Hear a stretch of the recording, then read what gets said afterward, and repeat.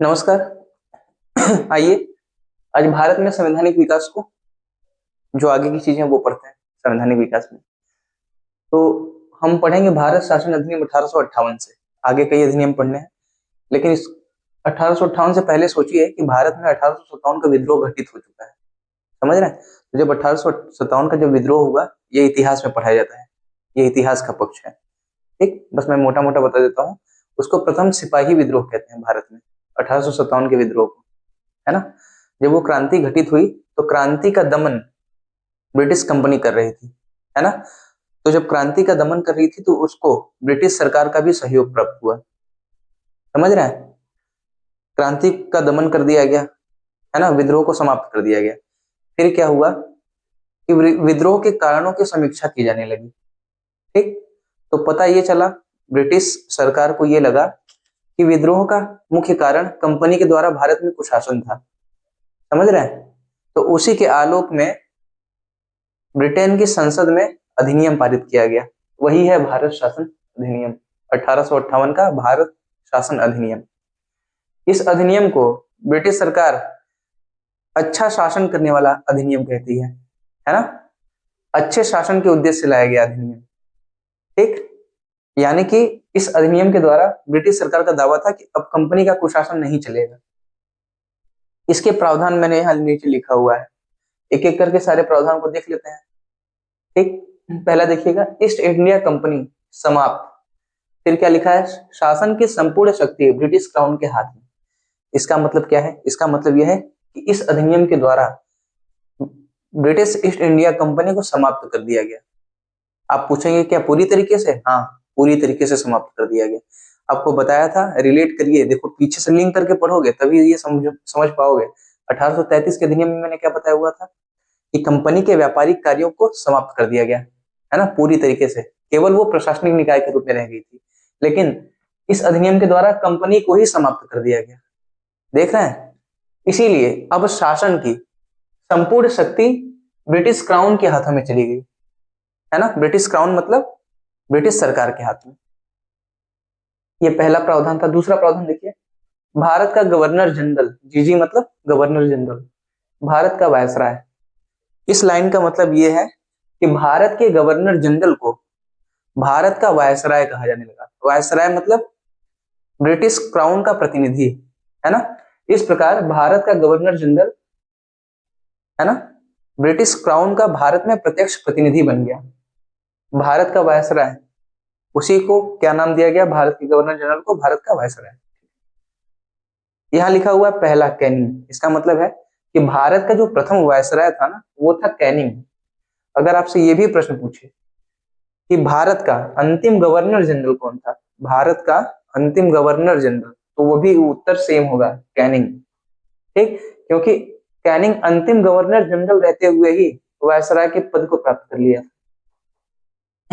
अगला देखिए, बीओसी तथा सीओडी समाप्त। इसका क्या मतलब हुआ? बीओसी और सीओडी आप तो जानते हैं ना? नहीं जानते हैं? पीछे बताया हुआ है, फिर भी बता देता हूँ। देखो, बीओसी मतलब बोर्ड ऑफ कंट्रोल। आपको बताया था कि जब 1784 में पिट्स इंडिया एक्ट लागू किया गया था, जाके पीछे देखिएगा वीडियो को, तो उस अधिनियम के द्वारा कंपनी के व्यापारिक और राजनीतिक सैन्य इत्यादि कार्यों को पृथक कर दिया गया था। तो व्यापारिक कार्य किसके अधीन रहा था? व्यापारिक कार्य तो सीओडी यानी कोर्ट ऑफ डायरेक्टर्स के अधीन ही रहा था, लेकिन राजनीतिक, प्रशासनिक, हाँ, राजनीतिक, प्रशासनिक, सैन्य इत्यादि कार्यों के लिए बोर्ड ऑफ कंट्रोल नामक एक नए निकाय का गठन किया गया था। ये दोनों संस्थाएं कहाँ पे थी? ब्रिटेन में। ठीक है, तो देखो, क्योंकि वहां पे क्या किया गया था कि शक्तियों को दो भागों में बांटा गया था। तो दो भागों में जब शक्तियों का बंटवारा होता है तो उसको बोलते हैं द्वैध शासन। ठीक, तो इसीलिए जब इनको समाप्त कर दिया गया, बीओसी और सीओडी को इस अधिनियम के द्वारा समाप्त कर दिया गया, द्वैध शासन प्रणाली समाप्त। समझ रहे हैं? मुझे तो ये नहीं समझ में आता कि ये सीओडी अभी तक बना क्यों हुआ था।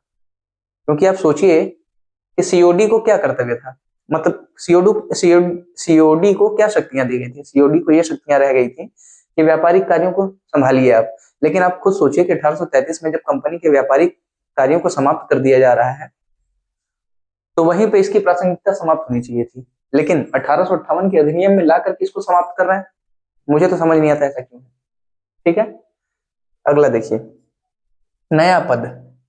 यानी भारत राज्य सचिव नाम से एक नए पद का सृजन किया गया। इसको अंग्रेजी में बोलते हैं secretary of state, secretary of state of India. समझ रहे हैं? क्योंकि बोर्ड ऑफ कंट्रोल और सीओडी दोनों समाप्त कर दिया गया और भारत में प्रशासन की संपूर्ण शक्ति इस पद में निहित कर दी गई। समझ रहे हैं? यहां मैंने आगे क्या लिखा हुआ है, ब्रिटिश कैबिनेट और संसद। आपको बता दूं कि ये जो भारत राज्य सचिव हुआ करता था, ये ब्रिटिश कैबिनेट का सदस्य हुआ करता था। ब्रिटिश कैबिनेट का अगर ये सदस्य है तो ये अंततः किसके प्रति उत्तरदायी है? संसद के प्रति, ब्रिटेन की संसद के प्रति। तो यही चीज मैंने लिखा हुआ है, ये ब्रिटिश कैबिनेट का सदस्य था, इसकी नियुक्ति कौन करता था? राजा। और ये अंततः ब्रिटिश संसद के प्रति उत्तरदायी था। देख रहे हैं? संसदीय नियंत्रण, यानी कि भारत के शासन पर संसदीय नियंत्रण भी है ना। अगला देखिएगा, एसओएस मतलब कि सेक्रेटरी ऑफ स्टेट, यही भारत राज्य सचिव।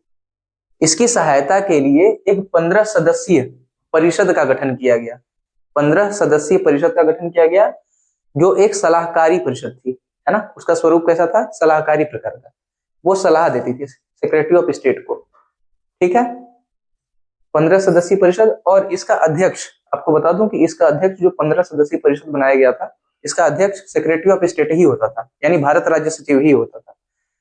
यहाँ मैंने मुकदमा लिख करके टिक किया हुआ है। इसका क्या मतलब है? इसका मतलब ये है कि ये जो 15 सदस्यीय परिषद है ना, इस पर मतलब कि इनके सदस्यों पर मुकदमा किया जा सकता था। इस बात को याद रखिएगा। मुझे लगता है यहाँ से प्रश्न हो सकता है, कल कोई स्टेटमेंट कभी भी देखिए, मुझे लगता है यहाँ से बना है। अगला देखिएगा, अगला बिंदु क्या है, यानी प्रावधान क्या है? सेक्रेटरी ऑफ स्टेट प्लस परिषद सारा खर्च भारतीय राजस्व है। इसका मतलब कि सेक्रेटरी ऑफ स्टेट और परिषद का सारा खर्च भारतीय राजस्व से उठाया जाना था इस अधिनियम के द्वारा, ऐसा प्रावधान किया गया। तो ये रहा भारत शासन अधिनियम 1858। उम्मीद करता हूं आपको समझ में आया होगा। अब देख लेते हैं भारत परिषद अधिनियम 1861 से देखेंगे, लेकिन चलो अभी पहले उसको लिख लेता हूं, फिर बताता हूं। आइए, अगला अधिनियम है भारतीय परिषद अधिनियम 1861। लेकिन इससे पहले आप जानिए कुछ बात। देखिए, जैसे 1857 में मैंने आपको बताया कि क्रांति घटित हुई थी, 1857 की क्रांति, ठीक। तो जब वो क्रांति हो गई ना, तो ब्रिटिश सरकार को यह एहसास हुआ कि भारत में शासन करने के लिए भारतीयों का सहयोग लेना आवश्यक है। समझ रहे हैं? तो ये जो आगे के 3 परिषद अधिनियम पारित किए गए हैं ब्रिटिश संसद में, है ना, ये भारतीयों को भारत में शासन में प्रतिनिधित्व, भारत के शासन में प्रतिनिधित्व प्रदान करने के उद्देश्य ये 3 अधिनियम पारित किए गए हैं, है ना। मतलब भारतीयों से भी अब सहयोग लिया जाएगा। तो आप यही 3 अधिनियम है, भारतीय परिषद अधिनियम 1861, भारतीय परिषद अधिनियम 1892 और भारतीय परिषद अधिनियम 1909, जिसको कि हम मार्लिमेंटो सुधार अधिनियम भी कहते हैं, है ना। ये 3 अधिनियम ऐसे होंगे जिसके माध्यम से भारतीयों को भी शासन प्रशासन में, समझ रहे हैं, प्रतिनिधित्व दिया जाएगा, उन्हें भी मौका दिया जाएगा भारत के शासन प्रशासन में। देखिए, इसमें भारत परिषद अधिनियम 1861 में पहला मैंने क्या बिंदु लिखा हुआ है? कैबिनेट, यानी कि विभागीय प्रणाली की शुरुआत, या कैबिनेट प्रणाली या विभागीय प्रणाली या पोर्टफोलियो प्रणाली। पोर्टफोलियो प्रणाली, तीनों का मतलब एक ही है। इसका मतलब क्या हुआ? इस अधिनियम के माध्यम से विभागीय प्रणाली की शुरुआत हुई थी। विभागीय प्रणाली का मतलब कि अलग अलग विभाग, है ना, कार्यपालिका के जो सदस्य हैं उनको अलग अलग विभाग, अलग अलग सदस्यों को अलग अलग विभाग आवंटित किया जाने लगा। अलग अलग विभाग का मतलब कि मान लो सैन्य विभाग किसी और को दे दिया, है ना, किसी सदस्य को दे दिया। राजस्व का विभाग किसी और को दे दिया, है ना। और आपको बता दूं कि एक सदस्य एक या एक से अधिक विभागों का भी अध्यक्ष हो सकता था, है ना। अगला देखिएगा, हाँ ये सुनिए, हाँ इससे पहले ये सुन लीजिए कि 1859 में पोर्टफोलियो का प्रणाली कैनिंग ने प्रारंभ कर दिया था। यानी विभागीय प्रणाली जब कैनिंग वायसराय बना ना, तो 1859 में उसने विभागीय प्रणाली आरंभ कर दिया था। तो एक तरीके से इस अधिनियम के माध्यम से कैबिनेट प्रणाली, जो कि कैनिंग के द्वारा शुरू कर दिया गया था, उसको मान्यता प्रदान की जा रही है ना, ऐसा लिख करके। अगला अधिनियम अगला प्रावधान देखिए क्या है। विस्तारित परिषद के सदस्यों की संख्या 6 से 12 कर दी गई। विस्तारित परिषद क्या है? मैंने आपको बताया था कि 1853 के अधिनियम में, है ना, विधायी परिषद के रूप में 6 अतिरिक्त सदस्यों को जोड़ा गया था, 6 अतिरिक्त सदस्यों को, समझ रहे हैं? वो किस लिए जोड़ा गया था? केवल और केवल विधायी कार्यों के लिए, है ना, कार्यकारी निष्पादन के लिए नहीं। कार्यकारी निष्पादन के लिए गवर्नर जनरल और उसके जो 4 सदस्य थे अस्थाई वाले, वो बैठते थे कार्यकारी निष्पादन के लिए, समझ रहे हैं? लेकिन हालांकि उसमें से भी 4 में से एक सदस्य था, वो भी विधि सदस्य था, है ना, जिसको पूर्ण सदस्य का रूप, मतलब पूर्ण सदस्य के रूप में मान्यता दी गई थी। लेकिन समझिए कि उस समय जो विस्तारित परिषद थी उसकी संख्या कितनी थी? सदस्यों की संख्या 6 थी उस समय, है ना। लेकिन अब इस अधिनियम के द्वारा 6 से वो संख्या बढ़ा करके 12 कर दी गई, याद रखना। अगला प्रावधान देखिएगा, कानून बनाने डैश भारतीय प्रतिनिधियों। अब कानून बनाने के लिए भारतीय प्रतिनिधियों को भी शामिल करना सुनिश्चित किया गया इस अधिनियम के द्वारा, कि अब कानून बनाने में भारतीयों को भी भागीदारी दो, है ना। इसी प्रकार तुम देखोगे इसका उदाहरण क्या मिलता है, भारतीयों को कैसे प्रतिनिधित्व दिया गया। 1862 में लॉर्ड कैनिंग ने बनारस के राजा, पटियाला के महाराजा और सर दिनकर राव को विधान परिषद में मनोनीत किया था। यही विस्तारित परिषद, है ना, विधायी परिषद या ये विस्तारित परिषद के जो सदस्य है ना, इन्हीं में। अगला प्रश्न, अगला देखिएगा प्रावधान क्या है, मद्रास प्लस बंबई प्रेसिडेंसी विधायी शक्तियां पुनः वापस। मैंने आपको बताया था कि 1833 के चार्टर अधिनियम में मद्रास प्रेसिडेंसी और बंबई प्रेसिडेंसी की विधायी शक्तियां छीन ली गई थी, है ना, और विधि निर्माण का असीम शक्तियां किसमें निहित कर दी गई थी? याद करो, बंगाल, अरे हाँ, भारत के गवर्नर जनरल के अधीन कर दी गई थी, समझ रहे हो? क्योंकि 1833 के अधिनियम के द्वारा बंगाल के गवर्नर जनरल को भारत का गवर्नर जनरल कहा जाता था, ठीक। तो वो विधायी शक्तियां इनको पुनः वापस कर दी गई, यानी कि विकेंद्रीकरण की शुरुआत। देखो, जब 1773 में रेगुलेटिंग स्टार्ट हुआ था तो वहां से केंद्रीकरण की प्रवृत्ति बढ़ रही थी, और 1833 के चार्टर अधिनियम तक तो वो केंद्रीकरण की प्रवृत्ति एकदम चरमोत्कर्ष पे थी। लेकिन अब विकेंद्रीकरण की शुरुआत हो रही है। इसी का अगला उदाहरण देखिए, विकेंद्रीकरण कैसे? बंगाल में 1862 में उत्तर पश्चिम सीमा प्रांत में, उत्तर पश्चिम सीमा प्रांत मतलब उधर पाकिस्तान से सटा हुआ क्षेत्र समझिए, 1866 में, और पंजाब में 1897 में विधान परिषदों का गठन किया गया इस अधिनियम के द्वारा। तो ये भी तो, ये दोनों तो, ये प्रावधान जो है ये विकेंद्रीकरण को दर्शाते हैं ना, तो वही मैं बता रहा हूं। अब अगला देखिए, वायसराय आपातकाल बिना काउंसिलों की संस्तुति के अध्यादेश। इसका क्या मतलब है? इसका मतलब यह है कि इस अधिनियम के माध्यम से यह निर्धारित किया गया कि वायसराय आपातकाल की स्थिति में अध्यादेश जारी कर सकता है। अध्यादेश जारी करने का क्या मतलब हुआ? अध्यादेश जारी करने का मतलब आप इतना बस समझिए कि ये अल्प अवधि का कानून होता है अध्यादेश, समझ रहे हैं? और बिना काउंसिल की संस्तुति के अध्यादेश जारी कर सकता था वायसराय। और ऐसे अध्यादेश की जो अवधि कितनी होती थी? अधिकतम अधिकतम अवधि होती थी 6 महीने। ये भी थोड़ा सा याद रखिएगा, लिख देता हूँ यहाँ 6 महीने।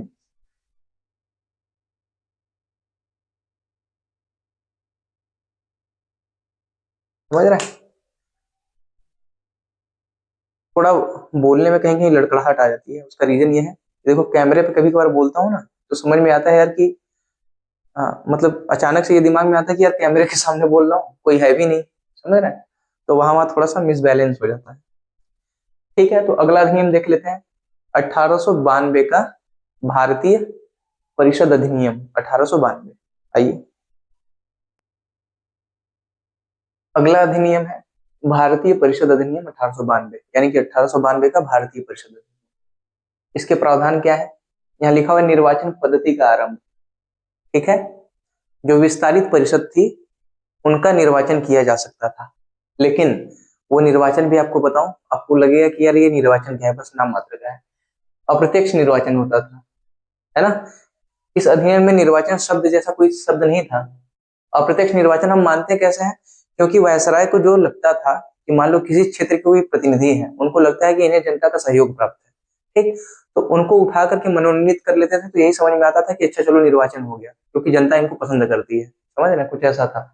निर्वाचन पद्धति का आरंभ 1892 के अधिनियम से माना जाता है, ठीक। अगर प्रश्न बनेगा उसमें 1892 का भारतीय परिषद अधिनियम होगा तो क्या टिक करेंगे? 1892 का भारतीय परिषद अधिनियम, पहली बार निर्वाचन पद्धति का आरंभ, ठीक। अगला प्रावधान देखिए, गैर सरकारी सदस्यों की संख्या बढ़ाई गई। गैर सरकारी सदस्यों की संख्या मतलब वही जो मैंने बताया 6 से 12 विस्तारित परिषद, है ना। जो विस्तारित परिषदों की संख्या थी उन्हीं को, उनके जो सदस्य होते थे उनको गैर सरकारी सदस्य बुलाया था, ठीक है। हालांकि बहुमत सरकारी सदस्यों का था। अब देखो यहाँ पर तुम फंसोगे, तुम्हारे मन में ये मतलब कि ये कुलबुलाहट होगी कि यार अब वो 6 से 12 हो रहे हैं, 12 से कितने हुए, ठीक। तो बताओ तुम्हें, अब ज्यादा उलझन में मत पड़ो, तो अब इस उलझन में मत उलझो, बस इतना जान लो कि गैर सरकारी सदस्यों की संख्या बढ़ाई गई, है ना। यही प्रावधान आपको जानना है इस अधिनियम के अंतर्गत। अगला देखिएगा, शक्तियां। जो गैर सरकारी सदस्य है ना, विस्तारित परिषद में जो गैर सरकारी सदस्य हैं उनको कुछ शक्तियां प्रदान की गई, समझ रहे हैं। कुछ शक्तियां प्रदान की गई, वो शक्तियां किस संदर्भ में, मतलब कि कौन कौन सी शक्तियां थी। एक तो बजट के संदर्भ में शक्तियां प्रदान की गई, और एक प्रश्न पूछने के संदर्भ में। मतलब कि जब विधायिका के रूप में वो बैठते थे विस्तारित परिषद के सदस्य, तो बजट के संदर्भ में उनको क्या क्या शक्तियां थी। पहली बार बजट पर बहस करने का अधिकार दिया गया इस अधिनियम के माध्यम से, ठीक। और दूसरा क्या है, लेकिन बजट पर अगर, मतलब बजट पर बहस कर रहे हो तो उसके संदर्भ में कोई प्रस्ताव नहीं दे सकते। मतलब आप ये नहीं कह सकते कि यार एक काम करो कि मेरे क्षेत्र में 50,000 रुपए शिक्षा पर खर्च कर दो, है ना। ऐसा प्रस्ताव नहीं दिया जा सकता था। और पूरक प्रश्न, अगर मान लो आपस में बहस कर रहा है बजट को लेकर के, है ना, तो अगर आपने कोई, अगर गैर सरकारी सदस्यों ने कोई अगर प्रश्न पूछा, उसका उत्तर दे दिया, है ना, तुम संतुष्ट नहीं हुए, तो उसके बाद अब प्रश्न नहीं पूछोगे। वही यहाँ पर लिखा हुआ है कि पूरक प्रश्न नहीं पूछोगे, अब दोबारा प्रश्न नहीं पूछे जाएंगे। इधर देखिए, ये तो बजट के संदर्भ में था, इधर देखिए प्रश्न पूछने के संदर्भ में, है ना। प्रश्न पूछोगे, बजट से हट करके है ये, बजट से हट करके, तो सार्वजनिक हित में, मतलब जनता से जुड़े अगर हितों का प्रश्न है तब तो पूछोगे, लेकिन उससे पहले भी 6 दिन की पहली पूर्व सूचना तुम्हें देनी पड़ेगी। प्रश्न पूछने से पहले पहले तुम्हें बताना पड़ेगा 6 दिन पहले कि मैं सार्वजनिक हित में प्रश्न पूछूंगा, है ना, और उन प्रश्नों की सूची आपको देनी होगी। ऐसा था। फिर अगला देखिए, सरकार मना कर सकती थी, है ना, बिना कारण बताए। सरकार अगर प्रश्न पूछे, ठीक, अगर उनके पास जवाब नहीं है तो सरकार मना कर देती, है ना, कि तुम्हारा प्रश्न जायज नहीं है, और उसका कारण नहीं बताती, प्रश्न वहीं समाप्त हो जाता। अगला पॉइंट है, पूरक प्रश्न नहीं पूछ सकते। जहां जैसे बजट में पूरक प्रश्न नहीं पूछ सकते, तो सार्वजनिक हित में भी यहाँ तुम पूरक प्रश्न नहीं पूछ सकते थे, है ना। जो जवाब मिला उसी को लेकर के संतुष्ट रहो। ये था 1892 का भारतीय परिषद अधिनियम। अब अगला देख लेते हैं 1919 का, सॉरी 1909 का भारतीय परिषद अधिनियम, जिसको मार्ले मिंटो सुधार अधिनियम भी कहते हैं। आइए देखते हैं। आइए, मार्ले मिंटो सुधार अधिनियम 1909, क्या है इसके प्रावधान। देखो, बजट पर बहस के साथ साथ प्रस्ताव भी रख सकते थे, है ना, विधान परिषद के सदस्य, ठीक है, विस्तारित परिषद के सदस्य, और साथ में पूरक प्रश्न भी पूछ सकते थे, बजट के संदर्भ में बता रहा हूं, ठीक।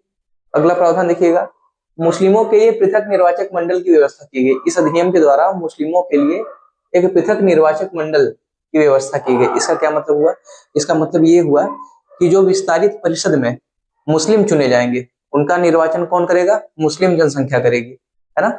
मुसलमान ही मुसलमान को निर्वाचित करेगा, समझ रहे हो। तो अच्छा, अब तुम्हें यहाँ पे प्रत्यक्ष, अब तुम्हें यहाँ पे प्रत्यक्ष निर्वाचन दिख रहा होगा, समझ रहे हो। लेकिन देखो, ये जो व्यवस्था इन्होंने क्या किया, इसलिए किया था क्योंकि ये हिंदू और मुस्लिम की एकता को भंग करना चाहते थे, हिंदू और मुस्लिम में फूट डालना चाहते थे। इसीलिए इसको सांप्रदायिकता का खेल से भी जोड़ा जाता है। देखो, सांप्रदायिकता को वैधानिकता प्रदान कर रहे हैं इस अधिनियम के माध्यम से अंग्रेज, समझ रहे हो। आज मैं देखता हूं, अंग्रेज तो वो बीज बो करके चले गए सांप्रदायिकता का, लेकिन आज मैं देख रहा हूं कि आजकल जो भी राजनीतिक पार्टियां हैं, जो राजनीतिक दल हैं और राजनीतिक दलों के जो सदस्य हैं, वो लगातार इस सांप्रदायिकता को लेकर के ढो रहे हैं और बढ़ावा दे रहे हैं। ढो क्या रहे हैं, बढ़ावा दे रहे हैं। लेकिन मेरी आपसे गुजारिश है ना, कि अगर आप लोग सिंसियर हो तो यार आप इन सब चीजों में मत पड़ा करो, ठीक। एक किसी भी व्यक्ति को एक व्यक्ति के रूप में देखो, मानव के रूप में देखो, है ना। मुझे पता है मेरे मुस्लिम भाई भी देखेंगे, मेरे हिंदू भाई भी देखेंगे, समझ रहे हैं। मतलब कोई भी, मुझे देखो यार, आप अगर आप यूपीएससी की प्रिपरेशन कर रहे हो, सिविल सेवा के लिए, समझ रहे हैं, चाहे यूपीएससी हो या यूपीसीएस हो या स्टेट पीसीएस की आप परीक्षा की तैयारी कर रहे हो, है ना, तो आपको इन सब चीजों से ऊपर उठना पड़ेगा, समझ रहे हो। प्रत्येक व्यक्ति को एक मानव के निगाह से देखो, है ना। चलो। अगला देखो कि पहली बार भारत परिषद में केसी गुप्ता तथा सैयद हुसैन बिलग्रामी को, दो भारतीयों को पहली बार भारत परिषद में सदस्य बनाया गया। कौन? केसी गुप्ता तथा सैयद हुसैन बिलग्रामी। अच्छा, ये भारत परिषद क्या है? भारत परिषद याद करो, जब 1858 का अधिनियम मैं पढ़ा रहा था तो उसमें मैंने बताया था ना कि भारत राज्य सचिव यानी सेक्रेटरी ऑफ स्टेट को सहायता प्रदान करने के लिए एक 15 सदस्यीय परिषद का गठन किया गया था। वही है भारत परिषद। समझ रहे हैं? तो ब्रिटेन की भारत परिषद, जो भारत परिषद कहाँ पे है? ब्रिटेन में। वहां केसी गुप्ता तथा सैयद हुसैन बिलग्रामी को, दो भारतीयों को सदस्य बनाया गया।